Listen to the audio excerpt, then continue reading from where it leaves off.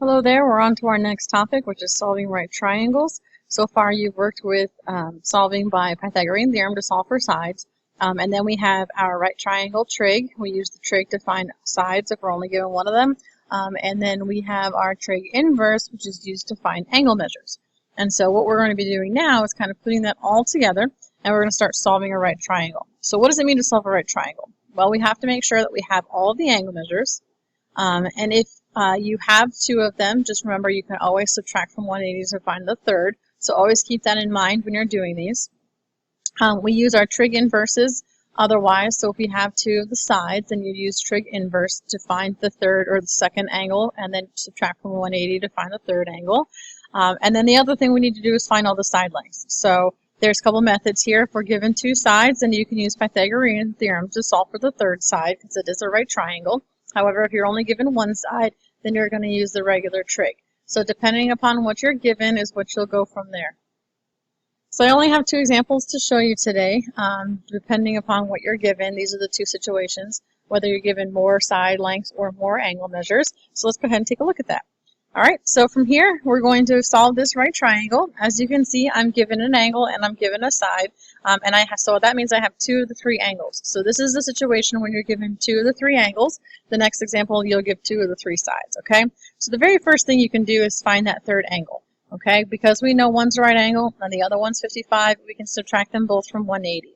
So we know that angle C is 35. So then from there, we're going to solve for a side. So I'm going to call this side x. It doesn't matter which one you want to solve for. You could have found the hypotenuse first. I just decided to do the leg because I felt like it.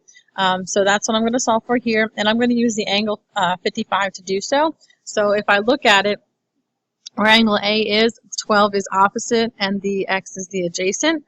So I know that I can use tangent there.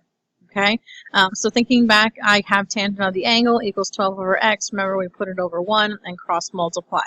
Okay, so what we end up with doing is 12 divided by tangent of 55, and I get about 8.40. Okay, so this is not anything new. Solving for x like that is not anything new. It's something you did a couple of sections ago.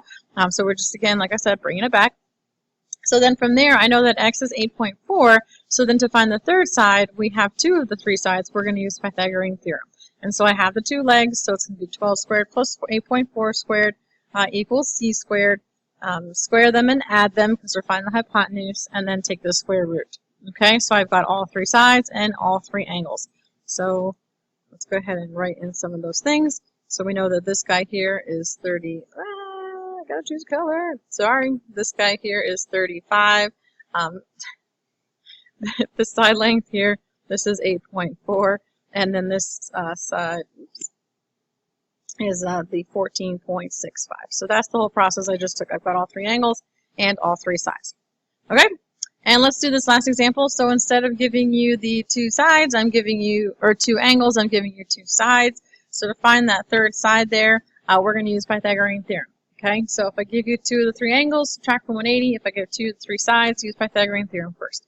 So these are the two legs, so I square them, and I add them, and I take the square root, so we have about square root of 41. Now, since we're using Pythagorean theorem here, none of those numbers are decimals, we can leave it as a radical here to get more of an exact answer. Unlike in the previous one, we had the 8.4 squared, so odds are we're not going to be able to simplify the square root when we have a decimal underneath. Okay? All right, so now from here, we're going to choose an angle to solve for. I'm going to choose for the one that's right here, that's marked. So you can use any of the three sides. I would use the sides that are given to you, but it doesn't really matter.